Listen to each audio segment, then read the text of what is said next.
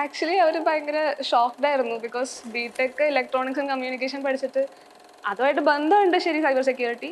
പക്ഷെ എന്നാലും അവർക്ക് ഇതിനെക്കുറിച്ച് വലിയ ഐഡിയ ഉണ്ടായിരുന്നില്ല.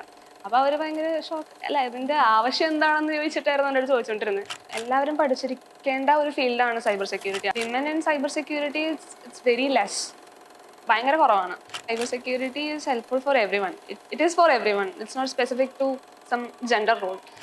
ഞാനിപ്പോൾ ഒരു റിസർച്ച് റോളിലാണ് കയറിയേക്കുന്നത്. അവിടെ ഇപ്പോൾ ചെയ്യുന്ന മെയിൻ ടാസ്ക് എന്ന് വെച്ച് കഴിഞ്ഞാൽ real world cyber attacks research ചെയ്യുക, അതിനെ ബേസ് ചെയ്തിട്ട് കുറച്ച് സിമുലേഷൻ എക്സസൈസ് ഉണ്ടാക്കാം. ഞാൻ ബിടെക് ഇലക്ട്രോണിക്സ് ആൻഡ് കമ്മ്യൂണിക്കേഷൻ ആയിരുന്നു. അത് കഴിഞ്ഞിട്ട് ഞാൻ സൈബർ സെക്യൂരിറ്റിയിൽ ഒരു കോഴ്സ് ചെയ്തു. അങ്ങനെയാണ് അഡ്വാൻസ്ഡ് എത്തിക്കൽ ഹാക്കിംഗ് എന്ന് പറഞ്ഞ കോഴ്സ് ചെയ്തിട്ടാണ് ഞാൻ ഈ ഒരു പൊസിഷനിലേക്ക് കയറിയത്. പഠിക്കുന്ന ടൈമിൽ തന്നെ എൻ്റെ ഒരു സീനിയർ ചേട്ടൻ എൻ്റെ അടുത്ത് പറഞ്ഞായിരുന്നു, ലൈക്ക് ഇങ്ങനെ ഒരു ഫീൽഡ് ഉണ്ട്, നിനക്ക് ഇൻട്രസ്റ്റഡ് ആണെങ്കിൽ കയറിക്കോളൂ എന്ന് പറഞ്ഞായിരുന്നു. പക്ഷെ ആ സമയത്ത് കോഡിങ് വേണം, അത് അങ്ങനത്തെ കുറേ മിസ്അണ്ടർസ്റ്റാൻഡിങ്സ് ഉണ്ടായിരുന്നതുകൊണ്ട് ഞാൻ പിന്നെ പക്ഷേ അത് വേണ്ട എന്ന് വെച്ചു. കോഴ്സ് കഴിഞ്ഞ് ഇരിക്കുന്ന സമയത്ത് എൻ്റെ ഒരു ഫ്രണ്ട് സൈബർ സെക്യൂരിറ്റിയിൽ കോഴ്സ് ചെയ്തു.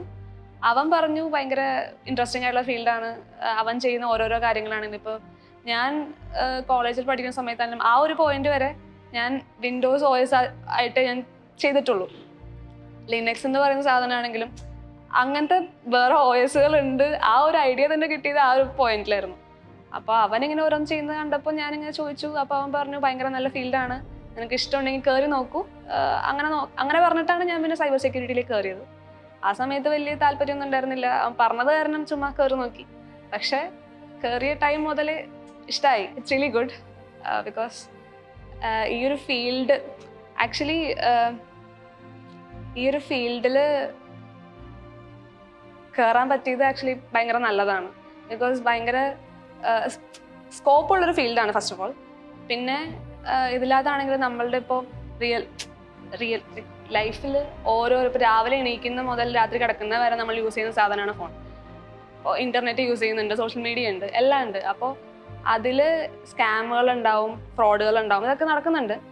അപ്പോൾ അതിനൊക്കെ എതിരെ നമുക്ക് എന്തെങ്കിലും ചെയ്യാനായിട്ടോ ആൾക്കാരെ ഹെൽപ്പ് ചെയ്യാനായിട്ടോ അല്ലെങ്കിൽ ഒരു അവയർനെസ് പ്രോഗ്രാം ആണെങ്കിലോ എന്തുണ്ടെങ്കിലും നമുക്ക് ഈ സൈബർ സെക്യൂരിറ്റി എന്ന് പറയുന്ന പോയിന്റ് നമ്മളെ ഭയങ്കരമായിട്ട് ഹെൽപ്പ് ചെയ്യുന്നുണ്ട്. ആക്ച്വലി അവർ ഭയങ്കര ഷോക്ക്ഡ് ആയിരുന്നു. Because BTech electronics and communication പഠിച്ചിട്ട് അതുമായിട്ട് ബന്ധമുണ്ട് ശരി സൈബർ സെക്യൂരിറ്റി. പക്ഷെ എന്നാലും അവർക്ക് ഇതിനെക്കുറിച്ച് വലിയ ഐഡിയ ഉണ്ടായിരുന്നില്ല. അപ്പോൾ അവർ ഭയങ്കര ഷോക്ക്, അല്ല ഇതിൻ്റെ ആവശ്യം എന്താണെന്ന് ചോദിച്ചിട്ടായിരുന്നു എൻ്റെ അടുത്ത് ചോദിച്ചുകൊണ്ടിരുന്നത്.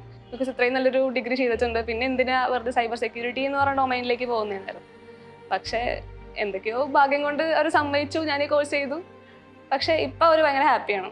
ഞാൻ ഈ ഒരു പോയിന്റിലേക്ക് എത്തിയതുകൊണ്ട് അവർ ഭയങ്കര ഹാപ്പിയാണ്. ഈ ഒരു കോഴ്സിൽ എന്നെ തുടക്കം മുതൽ ലാസ്റ്റ് ആ ജോലിക്ക് കയറുന്ന ആ ഒരു പോയിന്റ് വരെ എന്നെ ഹെൽപ്പ് ചെയ്തത് അഭിജിത്ത് ചേട്ടനായിരുന്നു. ചേട്ടൻ തുടക്കം മുതൽ ഇപ്പോൾ എൻ്റെ ഏറ്റവും ഇതായിട്ടുള്ള മണ്ടത്തരങ്ങൾ മുതൽ എല്ലാം പുള്ളി ക്ലിയർ ചെയ്ത് തന്നിട്ടുണ്ട്. നമ്മളുടെ സ്കിൽസ് ഡെവലപ്പ് ചെയ്യാനായിട്ടാണെങ്കിലും എന്തിനാണെങ്കിലും നമ്മൾ കുറേ ചാലഞ്ചസും CTFകളൊക്കെ കുറേ ചെയ്യും നെറ്റിൽ.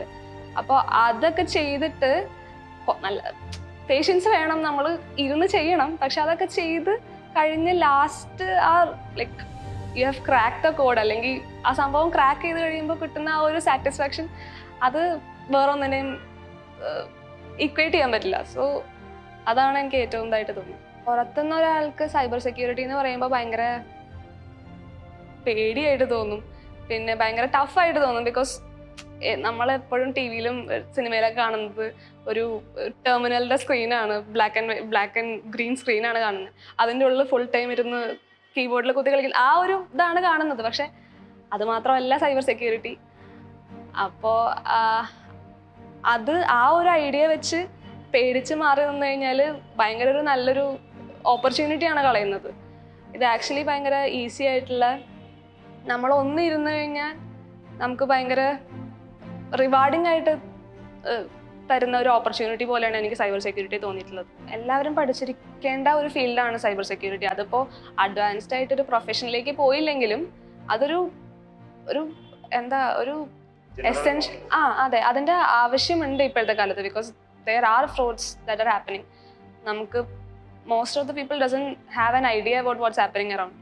അവർക്ക് സൈബർ സെക്യൂരിറ്റി എന്താണെന്നോ അതുകൊണ്ട് ഉണ്ടാവുന്ന ഗുണം എന്താണെന്നോ അതൊന്നും അവർക്ക് അറിയില്ല. അവർ ജസ്റ്റ് ഒരു പേടിപ്പിക്കുന്ന ഒരു ഫീൽഡ്, അത് വേണ്ട, അത് കുറച്ച് ടഫാണെന്നുള്ള രീതിക്ക് കാണുന്നുള്ളൂ. സോ അവര് ഇത് പഠിച്ചു കഴിഞ്ഞാൽ അവർക്ക് എത്രത്തോളം ഹെൽപ്ഫുൾ ആയിരിക്കുമെന്ന് അവർക്കത് കയറിയാലേ മനസ്സിലാവുള്ളൂ. അത് ഓരോ കമ്പനിയുടെ ആണെങ്കിലും അതിന്റെ സെക്യൂരിറ്റിക്ക് വേണ്ടിയിട്ടാണ്, സെക്യൂരിറ്റി പർപ്പസിന് വേണ്ടിയിട്ടാണ് നമ്മൾ ചെയ്യുന്നത്. നമുക്കിപ്പോൾ വേറൊരാൾ വന്ന് നമ്മളുടെ കമ്പനീനെ അറ്റാക്ക് ചെയ്യാണ്ടിരിക്കാനായിട്ടുള്ള അത് നമ്മൾ ഫസ്റ്റ് ചെയ്ത് നോക്കണം, പറ്റുമോ എന്ന് നോക്കണം. പെൻ ടെസ്റ്റിംഗ്, അതാണല്ലോ പെൻ ടെസ്റ്റിംഗ്. അപ്പോൾ അങ്ങനെ ചെയ്ത് വൾണറബിലിറ്റീസ് ഒന്നും ഇല്ലാണ്ട് വെക്കുക, അതിനൊക്കെയാണ് മെയിൻലി സൈബർ സെക്യൂരിറ്റി ഹെൽപ്ഫുൾ ആവുക. Women in cyber security it's very less, ഭയങ്കര കുറവാണ്. Cyber security is helpful for everyone. It is for everyone, it's not specific to some gender role. It's easy to learn and it's really rewarding. അത് ചെയ്ത് കഴിഞ്ഞിട്ട് കിട്ടുന്ന ഒരു എക്സൈറ്റ്മെന്റും ഫീലിങ്ങും അത് വേറെ കിട്ടുമായിരിക്കും, പക്ഷേ ഇറ്റ്സ് ഡിഫറെന്റ്.